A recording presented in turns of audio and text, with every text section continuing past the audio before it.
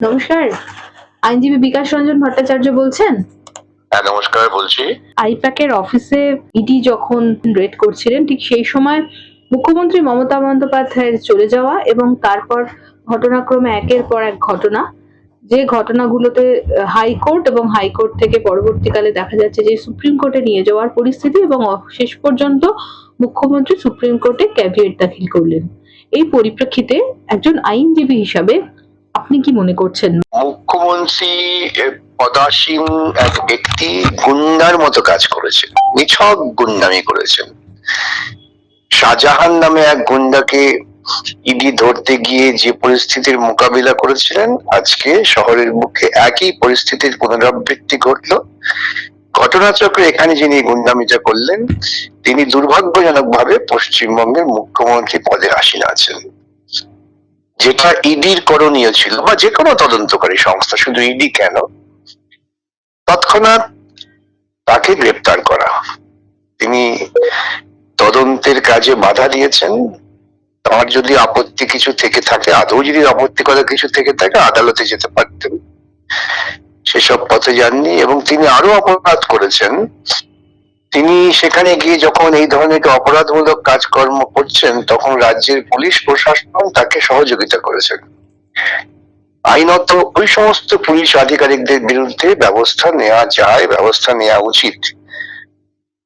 আইনকে যদি বাঁচাতে হয়, সমাজকে যদি আইন সিদ্ধ সমাজ করতে হয়, তাহলে এই ধরনের গুন্ডামি যারা করেন এবং যারা তাদের সহযোগিতা করেন, তারা যেই হন না কেন, তাদের বিরুদ্ধে কড়া ব্যবস্থা নেওয়াটাই হচ্ছে বাঞ্ছনীয় সুস্থ গণতান্ত্রিক সমাজকে প্রতিষ্ঠা করতে গেলে।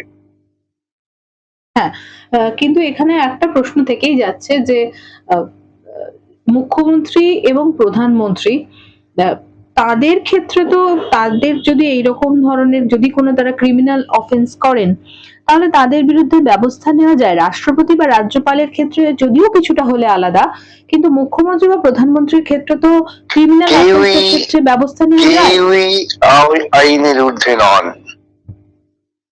তুমি যত বড়ই হও না কেন, আইন তোমার উপরে। এখন কেউ যদি একটি সাংবিধানিক পদে থেকে আইন ভঙ্গ করেন, গুন্ডামি করেন, ধরুন ওখানে যিনি গিয়েছিলেন তথ্য লোপাট করবার জন্য, সেখানে গিয়ে যদি দেখা যায় তিনি খুন করতে গেছেন, কাউকে খুন করেছেন বা খুন করার চেষ্টা করেছেন, তবে তার সঙ্গে যে সমস্ত পুলিশ বাহিনী ছিলেন তারা কি তাকে সুরক্ষা দিতেন? হয়তো দিতেন, কিন্তু সেটা বেআইনি হতো। আবার বলি, আইনের ঊর্ধ্বে কেউ নয়। মুখ্যমন্ত্রী বলেই তিনি গুন্ডামি করবেন, তদন্তে বাধা দেবেন, তদন্তকারী সংস্থা হাতে কাগজপত্র ছিনিয়ে নেবেন, এটা আমাদের দেশের আইন অনুমোদন দেয় না। একটা বিষয় সেটা হচ্ছে ইডির ভূমিকা নিয়ে প্রশ্ন থাকছে এবং তারা তৃণমূল কংগ্রেসের পক্ষ থেকে যেটা বারবার বলা হচ্ছে যে মুখ্যমন্ত্রীর নিজেও বলেছেন যে ন্যাস্টি হোম মিনিস্টার, নটি হোম মিনিস্টার, তৃণমূল কংগ্রেসের ইলেকশন স্ট্র্যাটেজি চুরি করার জন্য হোম মিনিস্টার ইডিকে পাঠিয়েছেন এবং ইডির এটা চক্রান্তের অভিযান। এই ব্যাপারটা আপনি কি বলবেন? তৃণমূল কংগ্রেস যত দুর্নীতি করেছে, সেই দুর্নীতির তদন্ত কিন্তু রাজ্য পুলিশ বা কেন্দ্রীয় পুলিশ তারা কেউ স্বতঃপ্রণোদিত হয়ে কোন রকম ব্যবস্থা নেননি। এই সমস্ত তদন্তের নির্দেশ হাইকোর্টকে দিতে হয়েছে। হাইকোর্টের নির্দেশে, কোথাও কোথাও সুপ্রিম কোর্টের নির্দেশে তদন্ত হচ্ছে। এই তদন্ত করার ক্ষেত্রে ইডির দুর্বলতা আছে, গাফিলতি আছে, সেসব ঠিক আছে, কিন্তু তা বলে যখন তদন্ত চলছে, এটাকে এইভাবে ব্যর্থ করার জন্য যারা এই সমস্ত অজুহাত খাড়া করতে চাইছেন তৃণমূলের হয়ে, তারা প্রকৃতপক্ষে দুর্নীতিকেই সমাজ সিদ্ধ করতে চাইছেন। একটা প্রশ্ন হচ্ছে যে সবুজ ফাইল, এই সবুজ ফাইলের মধ্যে এমন কি ছিল যার জন্য মুখ্যমন্ত্রীকে আইপ্যাকের অফিসে উপস্থিত হয়ে তাকে এইভাবে ফাইল বের করে নিয়ে চলে আসছিল? এবং পাশাপাশি আরো একটা প্রশ্ন, এই ফাইলটাই যে সেই ফাইল, সেটাই বা মুখ্যমন্ত্রী খুঁজে পেলেন কি করে অত দ্রুততার সাথে? প্রশ্ন থাকছে এটা। প্রশ্ন হচ্ছে, মুখ্যমন্ত্রী জানেন তো কোন কোন ফাইল তিনি দিয়েছেন ওখানে দুর্নীতি করবার জন্য উনি জানেন বলেই তো উনি ছুটে গিয়েছেন, যে উনি জানেন। তা নাহলে তৃণমূল দলের হয়ে তো কত বড় বড় নেতা ছিল ওদের, কুণাল বাবু ছিলেন, ওদের আইনজীবী নেতা ছিলেন, ওদের মহুয়া মৈত্র ছিলেন, এরকম কত নেতা তো ওদের আছে। নেতার তো কোনো ঘাটতি নেই, পুরো টলিউডের নেতা নেত্রীরা ছিলেন, তারা এদের নাচতে নাচতে গিয়ে বাধা দিতে পারতেন। তো সেটা তো কথা নয়, উনি জানেন এবং সবটাই দুর্নীতির সেই ভয়ে। এই যে নির্বাচনী স্ট্র্যাটেজির গপ্প করছেন, এই গপ্পটা কেউ খাবে না। কেন, আইপ্যাক তো তার নির্বাচনী সংস্থা নয়। আইপ্যাক একটি সংস্থা, যে সংস্থা নাকি ওদের নির্বাচনী কৌশল ঠিক করেন, এবং শুধু তৃণমূল কেন, আইপ্যাক তো বিজেপির কৌশল ঠিক করেন। ওরা নিজেরাই বলেছেন, ওরা অন্য অন্য দলেরও বিভিন্ন দলের কৌশল ঠিক করেন। তাহলে সেখানে আইপ্যাক অফিসে শুধু তৃণমূলেরই ব্যক্তিগত সম্পত্তি হয়ে গেল? এসব যুক্তি দুগ্ধপোষ্য শিশুরাও গ্রহণ করবে না। আজকে সকালে তৃণমূল কংগ্রেসের কুণাল ঘোষ তিনি একটি হোয়াটসঅ্যাপ চ্যাট প্রকাশ করেছেন, যে চ্যাটের আড়ালে তিনি বলছেন যে আইপ্যাকের অফিসে তল্লাশির নামে বৃহত্তর চিত্রনাট্যের নেপথ্য কাহিনী এবং এই যে পুরো বিষয়টা সেটা স্বরাষ্ট্রমন্ত্রীর যে অফিস সেখান থেকেই নির্দেশিত হয়েছে। যদিও তিনি বলছেন যেটা প্রমাণিত না, এটা সূত্র মারফত তিনি এই তথ্যটা হাতে পেয়েছেন। কোন সূত্রকে এই তথ্য দিল? প্রমাণিত নয়, ওই সূত্রটা কি? ওই সূত্রটা আইপ্যাকের মতো কোন একটা সূত্র?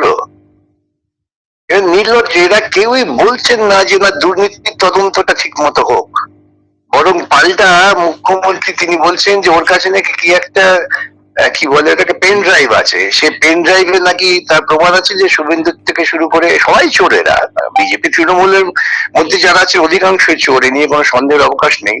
কিন্তু আমার বক্তব্য হচ্ছে, তাহলে মুখ্যমন্ত্রী তার কাছে তথ্য থাকা সত্ত্বেও তিনি এইরকম দুর্নীতিকে আড়াল করেছেন, এটা তো আরো বড় অপরাধ। যিনি সাংবিধানিক ভাবে দায়িত্ব পেয়েছেন সংবিধান এবং আইনকে প্রতিষ্ঠিত করার জন্য, তিনি বলছেন আমার কাছে তথ্য আছে, আমি ফাঁস করলে পরে তুমি বিপদে পড়ে যাবে। তার মানে কি গোপন চুক্তি হয়েছে যে কেউ কাউকে বিপদে ফেলবে না, দুজনে দুজনকে রক্ষা করবে? স্বাভাবিক প্রশ্নগুলো দাঁড়ায়। আরেকটা বিষয় সেটা হচ্ছে যে আইপ্যাক তারা তো একটি পরামর্শদাতা সংস্থা, তো তাদের অফিসে সেখানে সরকারি কাগজপত্র এইভাবে পাওয়া গেল এবং সেটা মুখ্যমন্ত্রীকে নিয়ে আসতে হলো। মানে সরকার এবং আইপ্যাক এবং তৃণমূল কংগ্রেস মানে রাজনৈতিক দল সবটা একই সরল রেখায় চলে আসছে। দুর্নীতির যে ওদের চ্যানেল, দুর্নীতির চ্যানেলটা খুব পরিষ্কার, সেই জন্যই ওরা পরিষ্কার। এই দুর্নীতিমূলক তদন্ত ইডি যখন করে আদালতের কাছে রিপোর্ট দাখিল করতে বাধ্য হবেন, এই জন্যই এটাকে একটা ঘুলিয়ে দেওয়ার চেষ্টা, এটা নিয়ে একটা রাজনৈতিক দরজা তৈরি করার চেষ্টা। যখনই কোনো কিছু হবে তখনই বলছে নির্বাচনের আগে কেন? আরে বাবা, নির্বাচনের আগে হলে পরে তুমি দুর্নীতি করলে সেটাকে ব্যবস্থা নেওয়া যাবে না? তারপর নির্বাচনের পরে বলবে আমরা তো জোর করে ভোটে জিতে গেছি, দুর্নীতির অভিযোগ থেকে না। এই সমস্ত কুযুক্তি আমি আবারও বলি দুগ্ধপোষ্য শিশুরাও গ্রহণ করবে না। ইডি কি তাহলে দুর্বল হয়ে যাচ্ছে? না, এদের তো আইনি যে ক্ষমতা আছে সেই ক্ষমতাটাকে যদি ওরা সঠিকভাবে প্রয়োগ করতো তাহলে এই সমস্যা হতো না। সঙ্গে সঙ্গে তখন মুখ্যমন্ত্রীকে হেফাজতে নেওয়া উচিত ছিল, তাকে ডিটেইন করা উচিত ছিল, অ্যারেস্ট না করলেও, যে আপনারা করতে পারেন না, আমাদের তদন্ত শেষ হবে তারপর আপনি এখান থেকে যাবেন। সেটা তো তারা করেননি। আগামী 14ই জানুয়ারি আমরা দেখেছিলাম যেটা তৎপরতার সাথে শুনানি করার জন্য ইডি আবেদন জানিয়েছিলেন এবং সেই শুনানিটা হয়নি শুভ্রা ঘোষের সিঙ্গেল বেঞ্চে, এবং পরবর্তীকালে সেটা 14ই জানুয়ারি আবার ডেট এসছে। অন্যদিকে ইডি সুপ্রিম কোর্টে যেতে পারে এরকম একটা যখন সম্ভাবনা তৈরি হয়েছে, তখন রাজ্য সরকারের পক্ষ থেকে সুপ্রিম কোর্টে আগে ভাগে ক্যাভিয়েট দাখিল করা হলো।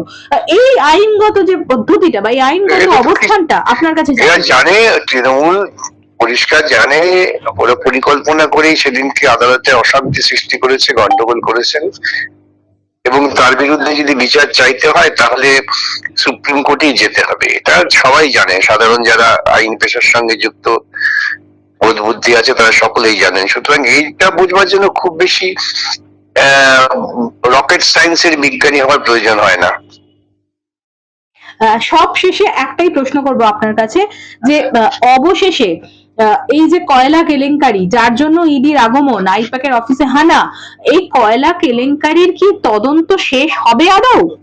এই একটা যে মৌলিক প্রশ্ন করেছেন, এই বিষয় নিয়ে তদন্ত চালু করতেই চায়নি রাজ্য সরকার, তো করবেই না, কেন রাজ্য সরকারের মন্ত্রীরা সব এই দুর্নীতির সঙ্গে যুক্ত। কেন্দ্রীয় তদন্তকারী সংস্থা তদন্ত করতো না, আদালতে বিভিন্ন মামলা টামলা হওয়াতে তদন্ত শুরু করেছে। এই তদন্তটাকে ঘুলিয়ে দেওয়ার জন্যই এই ধরনের নাটক করলেন এ রাজ্যের মুখ্যমন্ত্রী, এবং ইডিও তারা তাদের দায়িত্ব পালনের ব্যর্থতার মধ্য দিয়ে এই নাটকের নতুন উপাদান যুক্ত করলেন। এখন তদন্তটা শেষ হবে কিনা, কারো অপরাধী, এইটা আর চর্চায় থাকছে না। এখন চর্চায় থাকছে যে মুখ্যমন্ত্রী তিনি সবুজ ফাইল, সারদার সময় লাল ডায়েরি, এই সবগুলো লোপাট হচ্ছে, সেসব নিয়ে এখন চর্চা হবে। অনেক ধন্যবাদ দাদা, নমস্কার, ভালো থাকবেন।